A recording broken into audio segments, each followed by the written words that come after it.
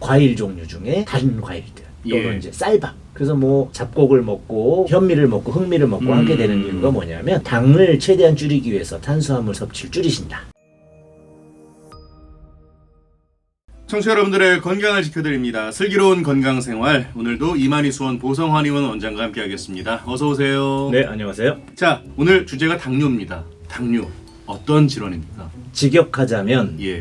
소변에 당이 있다. 설탕이 섞여 나온다. 또 이제 이렇게 해석을 하게 되고요. 실제로 뇨당을 의미하는 것이죠. 또는 이제 다른 병명으로는 소갈이라고도 합니다. 소갈은 이제 갈증이 난다. 그래서 많이 먹고 많이 소변을 보게 되고 또 이제 갈증도 많이 나고 하는 이런 것을 삼다 증세라 그래가지고 이런 증세를 보이는 것을 전통적으로 당뇨라고 했고요. 의학적인 기준으로 이제 당이 세포에 안 들어가고 바깥으로 흘러나오는 병을 당뇨라고 이해하시면 되겠습니다. 자, 그러면 당뇨를 경험한 분들 보통 어떤 증상을 보입니까? 오히려 당뇨로 진단받기 전에는 예. 아무 증상도 없는 것이 가장 큰 문제입니다. 당뇨 전 단계일 때 아무 증상도 없는 경우가 대부분이고요.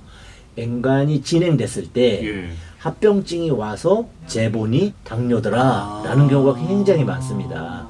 그나마 그래도 증세를 보인다면 예. 아까 말씀드린 삼다, 뭐 물을 많이 먹는다, 소변을 많이 본다, 먹는 걸 많이 먹는데도 계속 허기진다, 먹는 걸 많이 먹는데 살도 빠진다, 또는 뭐 눈에 시력이 예. 근시가 심해진다, 피부에 마비감 같은 감각장애가 온다, 뭐 피부 질환이 온다, 이런 정도가 흔히 나타나는 초기 증상입니다만 이런 증상이 나타났다면 이미 상당히 진행된 거죠. 근데 지금 말씀하신 초기 증상은 사실 일반 사람들 같은 경우에는 당뇨를 의심한다기보다 내가 좀 요새 피곤했나? 요즘 내가 좀 뭐 몸이 안 좋나? 그냥 이 정도로도 지나치기 쉬울 것 같아요. 만성 피로감이 대표적인 당뇨의 증상이거든요. 자, 그러면 구체적으로 증상이 없는데 초기에는 어느 정도 증상을 보여야 당뇨를 의심하고 진료를 받아야 될까요? 실제 방금 말씀드린 몇 가지 증상, 예. 삼다 증상과 피부, 시력, 감각 이런 장애만 와도 이미 진행됐다고 봐야 되기 때문에 어느 증상이 와서 진단을 받는다기보다 건강검진 시에 항상 신경 써서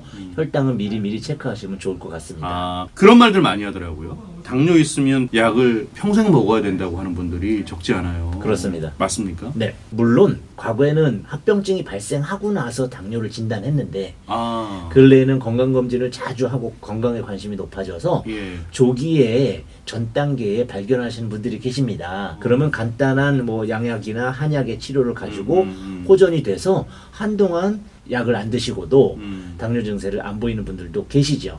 그러나 그것을 관리를 소홀히 하게 되면 한번 예. 당뇨가 오신 분들은 언제고 다시 나타나거나 합병증을 유발할 수 있습니다. 그건 왜 그렇습니까? 세포에서 당을 받아들여 써야 되는데 잘 쓰지 못하고 있는 것이 예. 문제거든요. 아. 안 들어간다는 뜻입니다. 안 들어가는 가장 큰 원인은 보통은 이제 간과 근육에서 써야 되는데 간에 기름이 많이 껴있다든지 근육이 감소해서 운동을 잘 안 한다든지 이런 경우들인데 우리가 연세 50, 60대 이상 되시면 운동하기 힘들고요. 그리고 식사 조절 참기 힘들고 이런 그렇죠. 부분들 때문에 당의 합성 그리고 수용하는 능력이 당연히 떨어질 것이고 그런 증상이 나타나면 다시 또 당뇨가 발생하는 거죠. 그러면 결과적으로는 평소 식습관, 네. 생활 습관 이게 가장 중요하다고 보면 됩니까? 그렇습니다.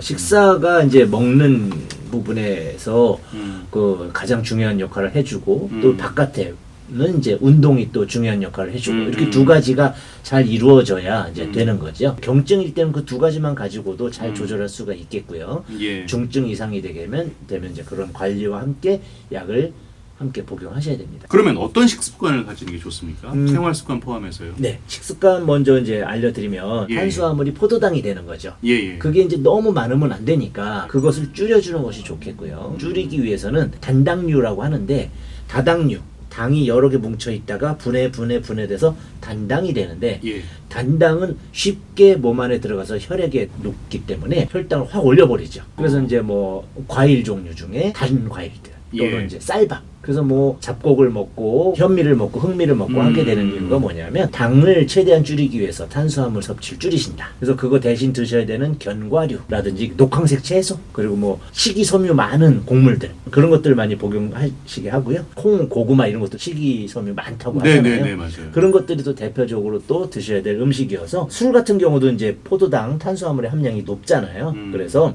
이제 그 부분도 이제 좀 관리하시고 그또 수면이 부족했을 때 나빠지고요. 그리고 핸드폰 블루라이트 있잖아요. 예. 그것도 당 수치에 악영향을 준다라는 그래요? 예, 보고가 있습니다. 그래서 단백질을 100, 탄수화물을 100 드셨다면 단백질을 좀 많이 늘려주시는 거죠. 그래서 식사의 순서도 이제 식이섬유 먼저 먹고 그 다음에 단백질 먹고 나머지 이제 거의 배부를 때 탄수화물을 미량 복용하고 이렇게 해줘야지 좋은데 보통은 비만 환자에서 당뇨가 심하거든요. 식욕이 막 넘치기 때문에 당을 다 커버하지 못한다는 것을 뻔히 알면서도 자꾸 드시게 되거든요. 그랬을 때 식이섬유를 먼저 복용하는 방법도 좋겠고요. 음식 종류를 충분히 관리하실 수 있다면 좋습니다만 실제로 당뇨를 조절을 못해서 걱정되시는 분들은 대부분 조절 못하시는 분들이죠.